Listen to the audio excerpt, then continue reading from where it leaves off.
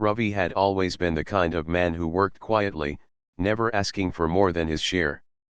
He was a technician on the outer rim of human space, stationed at a lonely communication outpost built into the side of a rocky moon. Most days passed without much excitement. His job was to check the transmitters, run maintenance on the signal towers, and keep the machines humming so colonies could talk across the stars. The outpost itself was not much more than steel corridors, humming power cells, and a few dusty rooms for workers like him. Only a small team stayed here at any time, rotating shifts every 6 months. Many workers hated the isolation, but Ravi liked it. The silence gave him time to think.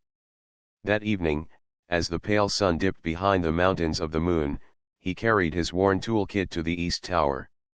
A storm had passed the night before, shaking the antenna and throwing the system out of balance. He had been called to fix it before the morning shift. Climbing up the narrow ladder inside the tower, Ravi hummed to himself. Sparks still flickered in the broken circuits, and one panel hung loose. He crouched down, pulling wires into place, tightening bolts, and muttering, "Almost there. Just a little more." The transmitter gave a sudden hiss, and then a low hum filled the chamber. Ravi frowned. The sound was not the usual signal feedback. It pulsed, almost like a heartbeat, repeating in steady rhythm. Curious, he tapped a few commands on his wrist screen to open the frequency logs. Instead of the normal broadcast patterns, strange lines of symbols ran across the screen. They were not human letters, not numbers either, but something curved and flowing, repeating in a loop. "What is this?" he whispered. The signal carried on, soft but insistent, like a whisper in the dark. It seemed to be coming from outside the known network, pushing into the transmitter from beyond human space. Ravi leaned closer. Every few seconds, the symbols would shift slightly, then settle again into the same sequence. He copied the data into a spare storage chip and kept watching. The pulse grew stronger the longer he left the system open. Finally, words formed among the strange symbols, translated by the automatic filter in his wrist screen. Only one phrase appeared, over and over. Coordinates. A set of numbers. A location in space. Ravi blinked at them, surprised. He recognized the sector. It was not far, only 2 days away by small ship, but the chart marked it as uncharted. No colonies. No stations. Nothing but empty stars. He felt his chest tighten. This was no random error. Someone or something was trying to send a message, and by accident his repairs had tuned the transmitter to receive it. For a long moment, Ravi sat in silence inside the tower. The hum of the machines echoed like a living voice. A normal technician would probably report the find to command, but he hesitated. Out here, command was weeks away, and the message would pass through layers of officers before anyone cared. By then, whatever waited at those coordinates might vanish. He slipped the chip into his toolkit and shut the panel. "Better I check it myself first," he murmured. The next morning, Ravi acted as if nothing unusual had happened. He ate breakfast with the small crew, listening to their casual talk about supply ships and repair schedules. Nobody else had noticed the strange signal, and he decided not to mention it. As soon as his shift ended, he walked to the hangar. His ship was a simple craft, more like a cargo shuttle than a fighter, but it was reliable. He had kept it in good condition during long months of quiet service. Inside the cockpit, the hum of the engines gave him comfort. He set the course toward the strange coordinates, staring at the numbers on his screen. His heart pounded, but he told himself it was only curiosity. A technician's duty was to understand signals, and this one demanded understanding. The stars stretched into long streams as the ship jumped into faster-than-light travel. Alone in the cabin, Ravi leaned back and closed his eyes. Thoughts circled in his head. Who could have sent that message? Why use human transmitters? Was it a trap, or a call for help? 2 days later, his ship dropped out of jump space. Before him hung a quiet, dark planet, turning slowly against the light of a distant sun. It looked like stone wrapped in shadow, with faint clouds drifting above. No cities shone, no signals blinked. By all human records, the place should have been empty. But the signal was stronger now, pulsing through his sensors like a beacon. Ravi guided the ship toward a wide plateau near the equator. The landing shook dust into the air, coating the hull in gray powder. When the ramp lowered, silence greeted him. The surface stretched in every direction, marked by scattered ruins. Towers broken in half. Arches fallen into dust. Strange carvings glowing faintly on the ground. He stepped out slowly, his boots crunching on stone. The air was thin but breathable. The silence pressed in around him, heavy and expectant. The signal led him toward a cracked building that looked like it had once been a hall or temple. Its roof had collapsed, but the walls still held, covered in patterns that seemed to shift as he walked past. Inside, a low hum rose again, the same heartbeat sound he had first heard. At the center of the ruined chamber stood a device. It was half buried in rubble, yet still alive, glowing with faint blue light. Ravi approached carefully. His hand hovered above the surface. As soon as his fingers touched the metal, the room lit up. A figure appeared before him. Tall, graceful, not human. Her features glowed as if carved from light, eyes calm yet filled with sorrow. She looked directly at him, as though she had been waiting. Ravi froze, his breath caught in his chest.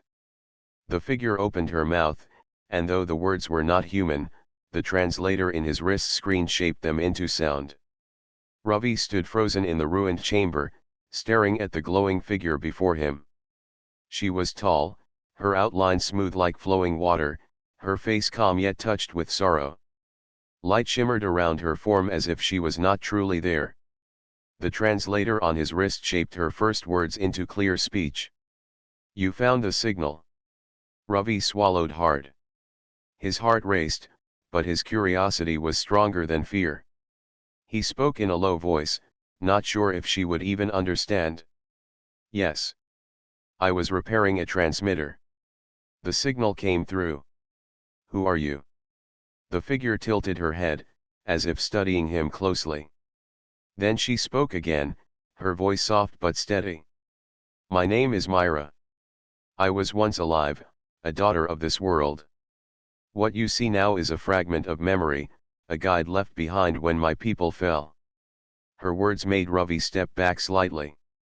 He looked around the ruined hall, the carvings glowing faintly on the walls, the broken stone, the silence that felt heavy with loss. "What happened here?" he asked. Myra's light flickered, as though the memory itself carried pain. "My people built cities that touched the clouds. We traveled among the stars. We thought no one could break us. But then they came, machines without hearts, without mercy. They burned our skies, crushed our homes, and hunted us until only shadows remained. I am one of those shadows." Ravi's chest tightened. He had heard old stories of machine threats, warnings from centuries ago, but they were always told as legends, nothing more. Now, standing before this glowing memory, he realized they might be real. "And the signal? Why send it to humans?" Ravi asked. Myra's eyes shone with a faint sadness. "Because they still search. The machines did not stop when they ended us. They moved through the stars, seeking others. I believed one day they would turn toward your kind. The signal is a warning, sent in hope that someone would listen." Ravi shifted uncomfortably. He was no soldier, no leader. He was just a technician who fixed broken circuits and tuned transmitters. "Why him?" "I am not the one you should have reached," he said. "I am no commander. I only work with wires and tools." Myra's figure stepped closer, though her feet left no mark on the dust. She looked directly into his eyes. "Sometimes, those who think themselves small are the ones who see what others miss. You came because you were curious. Others would have ignored the signal or silenced it. That is why you stand here now. Her words made Ravi's throat tighten. He thought of his quiet life, the endless repairs, the silence of the outpost. Was this really his place? Could he carry something so heavy? He looked again at the device at the center of the chamber. Its surface glowed faintly, humming like the heartbeat of the ruins. Is this what keeps you alive? He asked. Yes, Myra replied. This chamber holds the last echo of my people. My voice, my memory, my warning. I cannot leave unless someone carries me. That is why I reached out. To give what I know before it is too late. Her words settled over him like a heavy weight. Ravi thought for a long moment. Then he opened his toolkit and pulled out a data crystal. Can your memory fit inside this? He asked.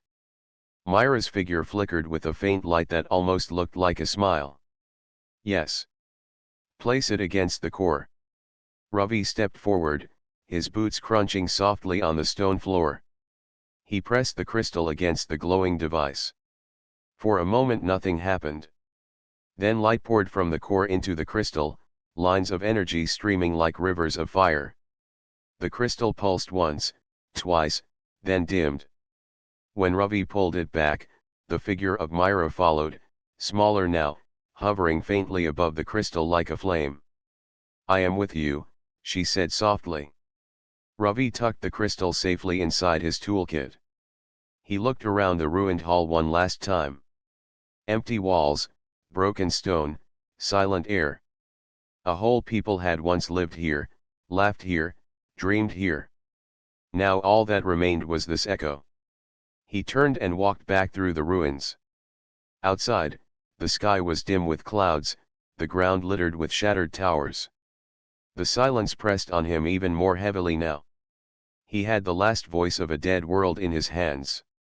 Back on his ship, Ravi placed the crystal into the ship's console. Myra's faint figure appeared once again, hovering above the screen. This planet is only one of many, she said quietly. The machines do not stop. They harvest, consume, and enslave. Some among them are not machines alone. They take what they capture and twist it, forcing minds to serve them. That is why you must return to your people. They must prepare. Ravi sat in the pilot's chair, staring at the figure. The thought of machines that could twist living minds chilled him more than the ruins. You speak as if they are already close, he said. Myra lowered her gaze. I fear they never left. My signal was not only meant to find help. It was also a lure. If they sensed it, they may already be watching. The words sank into Ravi's stomach like ice. He had thought himself brave for coming here, but now he wondered if he had only placed a target on his own back. Still, he could not leave the crystal behind. If there was even a chance that her warning could save his people, he had to bring it back. He set the ship's course for the outpost. As the engines roared and the planet fell away behind him, he felt the weight of responsibility settle more heavily on his shoulders. Myra's figure flickered on the screen, her eyes watching him closely. You wonder why she said softly. But sometimes, the stars choose in silence. You are chosen not because of power, but because you listened. Ravi said nothing. His hands gripped the controls tightly. Outside the window, the stars stretched into bright streams as the ship jumped back into faster-than-light space. But in the silence of the cabin, Ravi felt uneasy. For the first time since he had become a technician, he feared the signals he had once loved. The hum of the engines filled the cabin as Ravi's ship cut through the endless dark of space. He sat in the pilot's chair, eyes fixed on the stars outside the window. The crystal rested safely in the console, and from it the faint figure of Myra hovered like a ghostly flame. For a long time, neither spoke. Ravi focused on his course toward the outpost, but in his mind questions pressed one after another. Finally, he turned to the glowing figure. You said the machines twist living minds. What does that mean? Myra's eyes lowered, her light dimming for a moment. When they captured my people, they did not stop at destroying bodies. They learned to take thoughts, memories, and shape them. They broke leaders and made them speak in favor of the enemy. They forced husbands and wives to turn against each other. A voice you trust can be taken and used as a weapon. Ravi felt his stomach tighten. So they can look like us. Act like us. Yes, Myra answered. And that is their most dangerous weapon. They do not always come with fire at first. Sometimes they come with a face you know, a voice you love, until it is too late. Ravi leaned back in his chair, his throat dry. He had always thought of war as something distant, something for soldiers, not for men like him. But now the thought of enemies hiding in human form chilled him more than the ruins of a dead world. Why warn me about this? He asked quietly. Myra's figure flickered as if with faint sorrow. Because it may already be among you. When I reached out, I did not only touch your transmitter. I felt others. Patterns in your signals that are not your own. Something already moves within your networks, slow but steady. If it is not stopped, your people may suffer the same end as mine. Ravi gripped the edge of his chair.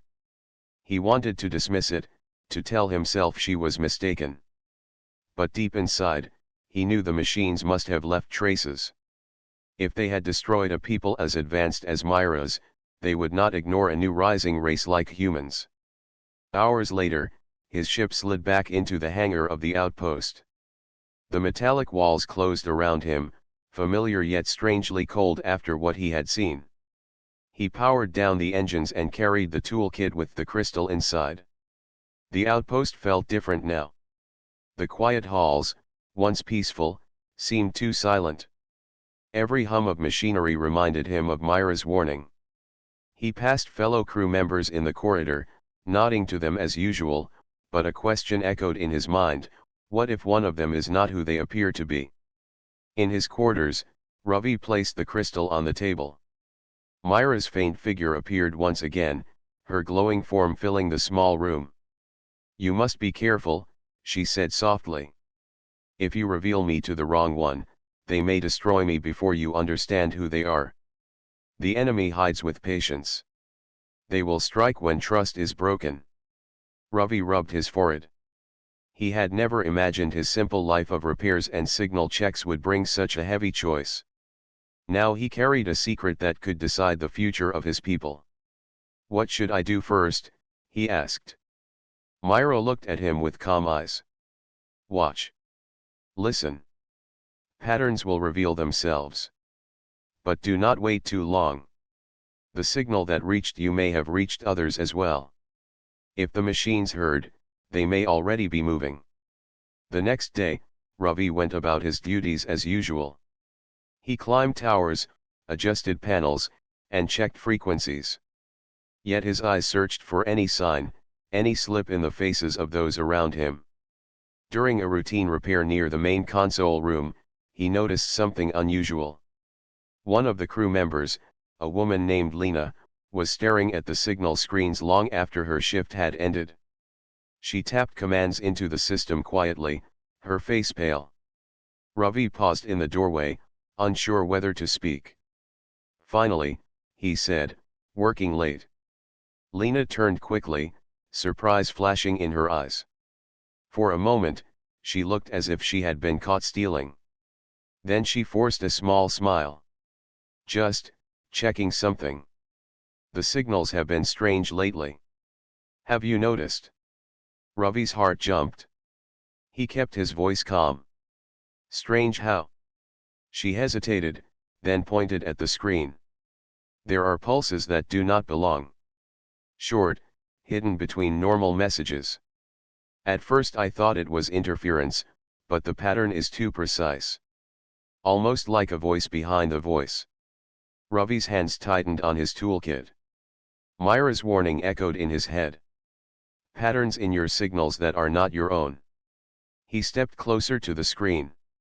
Indeed, the lines of data showed faint echoes, almost invisible unless you searched carefully.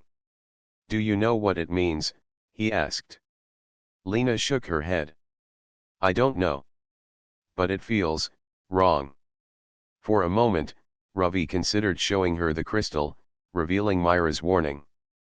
But he stopped himself. Myra's words rang again, "If you reveal me to the wrong one, they may destroy me before you understand who they are." Instead, Ravi nodded slowly. "Maybe it is just old equipment. I will keep an eye on it." Lena studied him for a moment, as if sensing he knew more than he said. Then she turned back to the screen. That night, Ravi sat alone in his quarters with Myra's figure glowing faintly above the table. "I saw the patterns," he said. "Another noticed them too. A woman named Lena. She seems worried, but I don't know if I can trust her." Myra's expression grew serious. "Trust will be tested. Sometimes those who seem allies are chains in disguise. Other times, the ones you doubt most may carry the truth you need. You must learn to see beyond the surface." Ravi sighed heavily. "I am no leader. I do not know how to decide who is real and who is false." Myra stepped closer, her form flickering but steady. "Do not think of yourself as small. You are human. That alone gives you strength my people did not have. You feel, you question, you choose. Machines cannot understand choice born from the heart." Her words settled into Ravi's mind.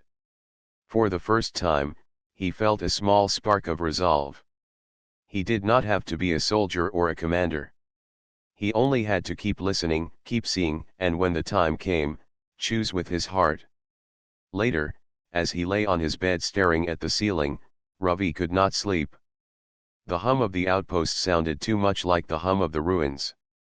The thought that someone among them might not be who they appeared kept his mind restless. The outpost moved through its quiet routine, but for Ravi, nothing felt normal anymore. Every hum of the machines reminded him of the hidden signals Myra had warned about. Every glance from the crew made him wonder if the machines had already touched them. He worked silently, fixing panels and adjusting wires, but his thoughts never left the data crystal hidden in his toolkit. Myra's faint figure appeared only in his quarters or inside his ship. He dared not let others see her. If even one crew member was under the enemy's control, revealing her could end everything. But the weight of the secret pressed heavily on him. He felt like a man walking with fire in his hands, afraid the sparks would escape and burn the whole station. One evening, Ravi sat in the console room, reviewing signal logs. His fingers tapped across the screen, searching for unusual patterns. The faint hidden pulses appeared again, scattered between normal communications. The more he studied them, the more certain he became that they were not accidents. They were marks of something alive, watching, listening. As he leaned closer, he heard soft footsteps behind him. He turned quickly and saw Lena entering the room.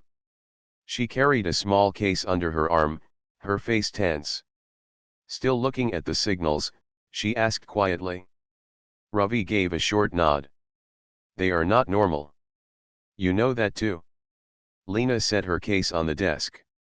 She looked around the room as if making sure they were alone, then leaned closer. "I want to show you something. Promise you will not laugh." Ravi frowned. "Why would I laugh?" She hesitated, then opened the case. Inside was a small device, old and worn, patched together from spare parts. She placed it on the table and tapped a button. A flicker of light appeared above it, but only for a moment before fading. "It is not stable," Lena said. "But sometimes, when the pulses grow strong, this device makes an image. I do not understand it, but it looks like someone is trying to speak." Ravi's breath caught. He stared at the weak glow, his heart racing. He had not expected this. She had built her own receiver, and it had caught part of Myra's projection. For a moment he hesitated. Then, slowly, he opened his toolkit. He pulled out the crystal and placed it near the device. Light poured upward, clear and steady this time. Myra's figure appeared above the table, shining softly in the dim room. Lena gasped. Her hand flew to her mouth, her eyes wide. She staggered back a step, staring at the glowing woman. That face, she whispered. That face. I know it. Ravi felt his pulse hammer in his ears. You know her. Lena's eyes filled with tears. She stepped closer, her voice trembling. That is my husband. The words hit Ravi like a thunderclap. He stared at Lena, then at Myra's glowing figure. His mind swirled in confusion. Your husband? No. This is Myra. She told me she was from a people long gone. Lena shook her head fiercely. No, I would know him anywhere. The eyes, the lines of the face, even the way she stands. The machines may have changed something, but I swear it. That is my husband, Arun. He disappeared 5 years ago on patrol near the sector. Command told me his ship was lost in an accident. But I knew it was not true. Ravi looked back at Myra. The figure flickered faintly, her expression unreadable. Do you hear her? He asked. Myra's voice came soft but steady. I hear. The name Arun is not mine. But the machines could have taken your husband, broken him, used his memory to shape this echo. They did such things before. It may be true that I carry fragments of him without knowing. Lena's hands trembled. She reached toward the light, her voice breaking. Arun, if you are in there, it is me. It is Lena. For a moment, the figure flickered strangely, as if another shape tried to push through the light. Ravi leaned closer, his chest tight. The glow wavered, and a different outline seemed to appear: broad shoulders, a man's profile. Then it vanished, leaving only Myra's calm figure again. Lena fell to her knees, tears streaking her face. He is in there. I saw him. They told me he was dead, but he is not. He is trapped. Ravi stood frozen. He had no words. He thought Myra was only a memory of a fallen people, yet now Lena claimed she was also her missing husband. Could both be true? Could the machines have merged lives, twisting them into one broken echo? Myra's voice broke the silence. If what she says is true, then her husband's mind has been touched by the enemy.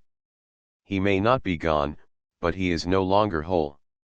The machines use such minds as bridges, a way to walk among the living. That is their greatest cruelty. Lena lifted her head, her eyes fierce through her tears. Then we must free him. Tell me how. Myra looked at her gently. Freeing him will not be simple. If he has become a commander for them, he may lead their fleets now. To fight him is to fight the machines themselves. But perhaps, with the right signal, the right strength of heart, a spark of who he was can return. Ravi pressed his hand against the table, trying to steady himself. The weight of the truth pressed down harder than before. The signal had not only brought him a warning. It had brought him into someone's loss, someone's hope, and someone's war. He looked at Lena, her eyes filled with both pain and determination. Then he looked at Myra, her calm light steady in the air. Between them, he understood the truth: the machines were not only enemies of flesh and metal. They were enemies of memory, of love, of the bonds that made people human. The room stayed silent after Lena's words. Ravi stood stiff, his mind racing, while Lena kept her eyes fixed on the faint glow of Myra's figure. The air in the console room felt heavy, as if the truth itself weighed down on them. At last, Ravi broke the silence. Tell me about him. Tell me about your husband. Lena wiped her tears with the back of her hand and nodded slowly. His name was Arun. He was a patrol officer, stationed in this sector. He was brave but also gentle. He always said duty meant nothing without kindness. 5 years ago, his ship vanished while on a simple scouting run. They told me it was an accident, that he was lost to a reactor failure. But I never believed it. There was no wreckage, no distress call, nothing. It was as if he disappeared into the dark. Her voice shook, but she forced herself to continue. I waited for answers. I searched records, asked questions, but command only repeated the same story. Everyone else accepted it, but I knew something was hidden. And now, she gestured toward Myra's figure. Now I see his face in her. I hear his voice in the echo. He is alive in some form, and the machines must have taken him. Ravi looked at Myra's glowing figure, his thoughts tangled. If the machines did this, why? Why keep him? Myra's calm voice answered, carrying a weight that made Ravi's chest tighten. The machines do not waste what they capture. To them, a living mind is another resource. They study it, bend it, and use it to command others. A soldier, a leader, a pilot, all can become weapons once broken. If Arun was a patrol officer, then his knowledge of human networks and ships would be valuable. They would not destroy him. They would twist him. Lena's eyes hardened with determination. Then he is not gone. He is trapped. And if he is trapped, we can bring him back. Ravi felt the fire in her voice, but he also felt the shadow of doubt. He asked softly, what if he cannot come back? What if he has become something else? Lena shook her head fiercely. I will not believe that. I saw his shape in the light. I know him. The machines cannot erase everything. There must be a way. The three of them sat in silence for a moment. The faint hum of the outpost filled the room, blending with Myra's glow. Finally, Ravi spoke again. What do we do? I am no soldier. I only know how to fix circuits. How can I fight something like this? Myra looked at him steadily. Sometimes, circuits carry more power than weapons. A signal can reach farther than any blade. If the machines took Arun, they will use him as a commander. But if we find a way to send the right signal, one that touches the mind beneath the chains, we may free him. That will break their control. Ravi leaned forward, his fingers tapping nervously on the desk. What kind of signal? Myra's form flickered faintly. The machines understand order, logic, calculation. What they cannot understand is what makes you human: memory, love, the bond that ties one soul to another. If we build a transmitter strong enough to carry those feelings, not just words, it may reach the part of him that still remembers who he was. Lena's eyes widened. Then I must be the one. My voice, my memory, my love. If anything can reach Arun, it will be me. Her words filled the room with quiet strength. Ravi felt a strange shiver pass through him. He had always thought of transmitters as tools to send numbers and data, nothing more. But now he saw them as bridges of the heart, capable of carrying something greater than information. The next days passed in tense silence. Ravi and Lena worked together in secret, meeting in quiet corners of the outpost to plan. Ravi sketched designs on scraps of metal, showing how they could modify one of the main transmitters. Lena recorded her memories, speaking softly about her life with Arun, her laughter with him, her hope. Myra guided them both, her faint light glowing over the console. She explained how her people once used resonance, not only to send words but also to carry impressions of thought. With her help, Ravi learned how to shape the transmitter into something more than a machine. But danger was never far. Strange malfunctions began to spread through the outpost. Lights flickered. Doors froze. Systems shut down without warning. Ravi noticed that some crew members acted oddly, their eyes distant, their voices flat. One night, as Ravi returned from the tower, he saw two men standing in the hall, whispering in low voices. Their words made no sense, as if spoken in broken rhythm. When they noticed him, They stopped suddenly and walked away without explanation. He hurried to his quarters and told Myra. Her glow darkened like a fading flame. It has begun. The machines are already here, hidden within your network. They are testing, searching. Soon they will reveal themselves. Ravi's chest tightened. He looked at Lena, who stood nearby, her face pale but steady. They will come for him, she said softly. If Arun leads them, they will send him first. They will want us to surrender without a fight. Myra nodded. That is their way. A familiar voice, a trusted face, calling for you to give up. And many will believe. Ravi clenched his fists. He had never thought of himself as brave, but the idea of surrendering to such an enemy filled him with anger. He looked at the transmitter parts laid out before him. Then we must finish this before they arrive. On the fourth day, Ravi connected the last wires. The transmitter stood tall inside the east tower, its panels glowing faintly with new circuits. Lena stood beside it, holding the crystal where Myra's figure hovered softly. Ravi wiped the sweat from his brow. It should work. It will not send just words. It will carry your memories, your voice, the part of you the machines can never touch. Lena placed her hand on the console. Then let it carry everything. If Arun is still there, I will bring him back. Myra's voice filled the chamber, calm yet heavy with warning. Remember, this will make you a beacon. The machines will see you. They will come. Ravi nodded. Then we must be ready. As Lena began to record her message, her voice soft and steady, Ravi stood by the panel, listening.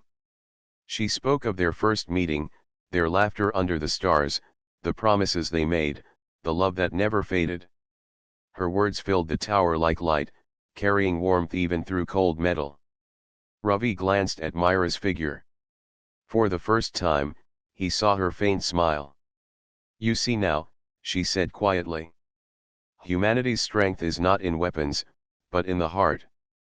That is what they fear most. Outside the tower, the night sky stretched across the barren moon. But far away, beyond the stars, shadows moved. A fleet was already on its way. The tower stood tall against the silent sky, its panels glowing faintly as the transmitter hummed with new energy. Ravi adjusted the final settings, his fingers trembling over the controls. Lena stood nearby, her eyes fixed on the horizon beyond the glass window. Myra's crystal floated in her palm, glowing like a quiet flame. The silence outside was broken by a distant sound, low, steady, and unnatural. It was not thunder. It was the sound of engines. The sky above the barren moon darkened as shapes appeared in the distance. A fleet had come. Ravi swallowed hard. They are here. Lena's voice was steady, though her hands shook. I will see him. The first ship broke through the clouds of dust. It was vast, black, and sharp-edged, moving with unnatural grace. Around it, smaller ships swarmed like hunters. The machines had arrived, and at their heart, something far more terrifying was waiting. Myra's calm voice carried through the room. They will not attack at once. They want to weaken you first. They will send a voice. And as if her words commanded it, a signal crackled across the outpost speakers. The static cleared, and a man's voice came through. Lena. Ravi froze. The voice was human. It was warm, deep, and filled with emotion. It was the voice of someone alive. Lena gasped and pressed her hand against her chest. Arun. The sound of her husband filled the room, echoing from every speaker. You must surrender. The machines are not your enemy. They are your future. They have given me life beyond death. I am no longer bound by fear, by weakness. With them, we can build a world without loss, without pain. Lena's tears fell freely. She whispered to the glowing crystal in her palm. That is him. That is truly his voice. Ravi clenched his fists. It sounds like him. But it is not him. Listen to the words. They are not his. They belong to the machines. The speakers buzzed again. Lena, come with me. Bring the humans. The machines will welcome you. If you refuse, there will be no safety, no hope. Do not force me to destroy what remains. Her whole body shook. He is alive, Ravi. I can hear his heart in his voice. I cannot give up. Ravi touched her shoulder gently. Then we fight for him. We finish what we started. The transmitter will reach him. Your memories will guide him back. The fleet hovered above, casting long shadows over the outpost. One of the smaller ships descended slowly, settling in the dust outside the east tower. Its hatch opened with a hiss, and from it stepped a figure. Lena's breath caught. It was Arun. His face was pale but unscarred, his eyes glowing faintly with an unnatural light. He walked with perfect, mechanical precision, his movements too smooth, too exact. His armor was dark, laced with lines of energy, and his voice carried as if the air itself obeyed him. Lena. She stepped forward, her hand pressed against the glass of the tower. Arun, it is me. Ravi felt his throat tighten. This was not just an enemy commander. This was a man torn between two worlds, bound in chains the eye could not see. Myra's glow brightened inside the crystal. The machines have bound his will. But the bond between you may still shine through. If we send the signal now, it will reach him before they lock him fully. Ravi hurried to the console, his hands flying over the controls. The transmitter began to hum, its light growing stronger. Outside, Arun raised his arm. Behind him, the ships shifted, their weapons glinting in the dim light. You must not resist, he called. If you resist, I cannot save you. Do not make me harm you. Lena's voice broke through the silence. Arun, do you remember the night by the river? The night you promised that no duty, no command, no war would ever take you from me? You told me love was stronger than stars.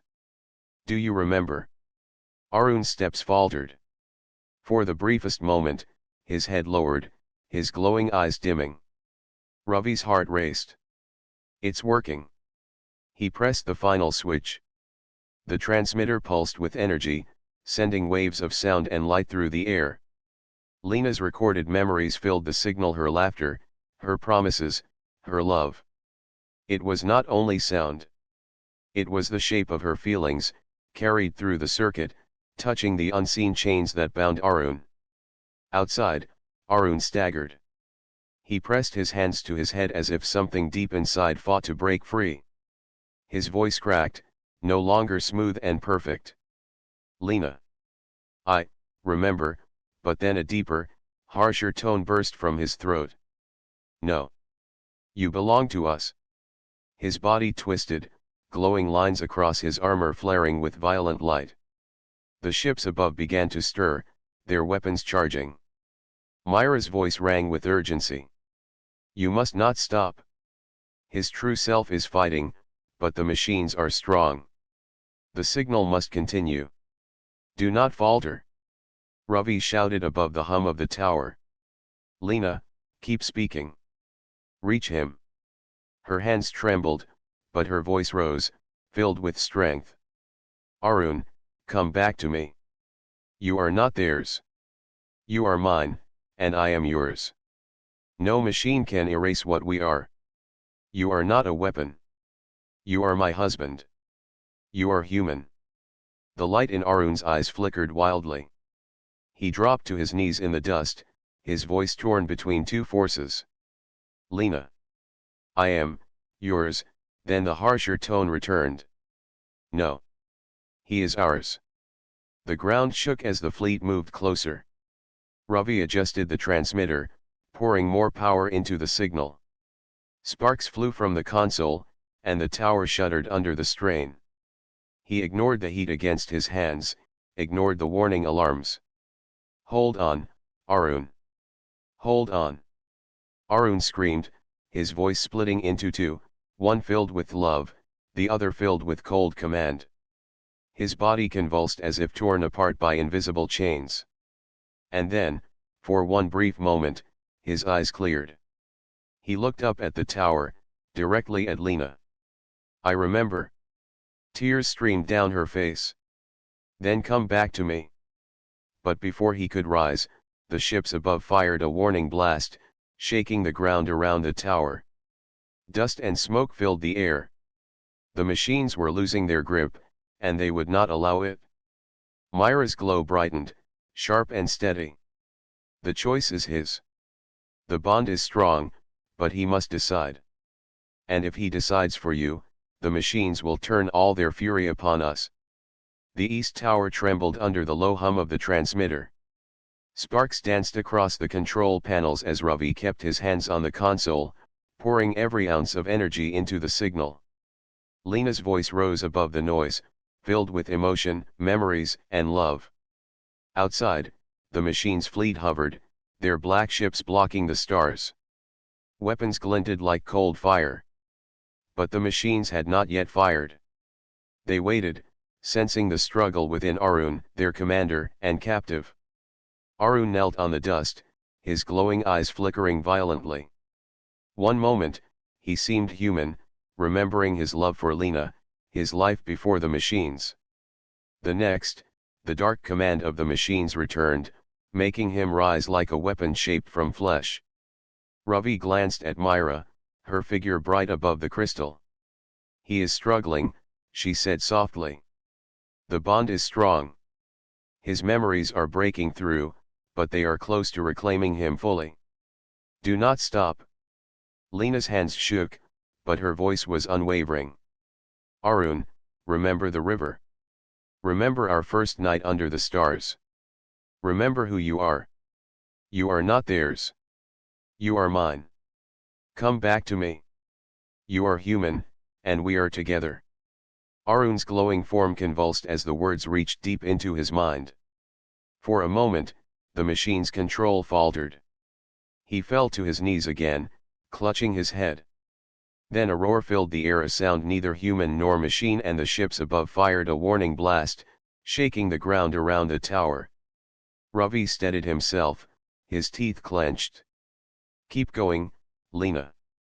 Keep reaching him. The signal must touch his heart." Outside, Arun struggled, the glow in his eyes fluctuating wildly. Memories of laughter, promises, and love clashed against cold calculations and commands implanted by the machines. His armor flared as he tried to resist the dark influence. Lena moved closer to the transmitter, her hands steady on the crystal. "I remember our first promise," she said. "I remember every moment we shared. You are not theirs to command. You are ours. Choose life, choose love, choose freedom." The glow around Arun intensified, both light and darkness fighting for control. The ships above moved into attack, but then something unexpected happened. One by one, smaller weapons powered down. The fleet hesitated, as if sensing the human force in Arun rising against the machines. Ravi's pulse raced. "It's working. The machines are losing control of him." Arun screamed, a mixture of anguish and recognition. He fell forward to the ground but did not rise. His hands gripped the dust as tears formed on his cheeks. Then, slowly, he lifted his head, his glowing eyes clearing completely. Lena gasped. "Arun." He looked at her, his voice shaking but human once again. "Lena. I remember. I am, me." Tears streamed down her face as she ran to him, wrapping her arms around his shoulders. "You came back." Arun held her tightly. "They tried to take me. They made me forget who I was. But I remembered. You reached me." Ravi stepped back, watching the reunion. Myra's figure flickered faintly, then grew steady. "The bond is stronger than the machines. Love and memory cannot be erased by wires or fire." They underestimated humanity. Above them, the fleet shifted again, preparing to strike. But Arun stood now, human, yet stronger than before. He raised his hands, and a pulse of energy spread from him, disrupting the machine's formation. Their weapons flared and then went dark. Signals from their ships were blocked, their control weakened. Arun turned to Ravi and Lena. They will not stop here. We must be ready. But I will not fight alone. They cannot win if we stand together. Lena nodded, her hands still gripping his. Then we fight together. Ravi adjusted the transmitter one last time. We have the signal. The message is clear. Humanity's strength is not in machines or weapons alone. It is in the heart, in the bond that cannot be broken. The fleet above roared, moving toward the moon. But Arun and Lena stood on the dust, holding the crystal between them. The transmitter pulsed with light, sending waves of energy through the air. Every pulse carried human memory, human emotion, and human determination. The machines fired again, but their weapons misfired, their systems destabilized by the signal. One by one, their ships fell into disorder, collisions scattering them across the void. The darkness that had threatened to consume Arun faded under the human light. Arun raised his hand, sending one final pulse through the transmitter. It swept over the fleet, over the outpost, and beyond. Every ship that had once carried the machine's command faltered. Their networks collapsed. Systems shut down. Silence followed the storm. Ravi exhaled, leaning against the console. Myra's glow flickered, brighter now than ever. They are defeated. Not by weapons, but by the strength of a bond the machines could never understand. Lena held Arun close, tears streaming down her face. You are home, she whispered. Arun nodded, his hands holding hers tightly. Because you never gave up. Because you reached me. The moon was quiet now. The fleet lay scattered in the distance, powerless. The transmitter hummed softly, its energy fading but stable. Ravi looked at the crystal, then at Myra. Will she stay? He asked quietly. Myra's figure shimmered and then began to fade. My people's time has passed. My presence is no longer needed. Humanity will carry what I could not. Love, memory, courage, these are yours now. Ravi nodded slowly. Myra's light disappeared completely, leaving only the faint glow of the crystal. Arun and Lena stepped toward the transmitter. Arun looked at Ravi. We could not have done this without you. You fixed the signal, you carried hope. You saved me. Ravi smiled faintly. I only did my part. The rest came from you both. Lena squeezed Arun's hand. Now we rebuild. We warn others. We make sure the machines never rise again. Ravi looked out at the stars. The darkness was still there, vast and cold. But for the first time, he felt hope. Humanity was not just flesh and steel. It was memory, love, and courage. That was a strength no machine could ever take. Together, the three of them returned to the outpost. The night was quiet, but their hearts were strong. They had faced the darkness and chosen light.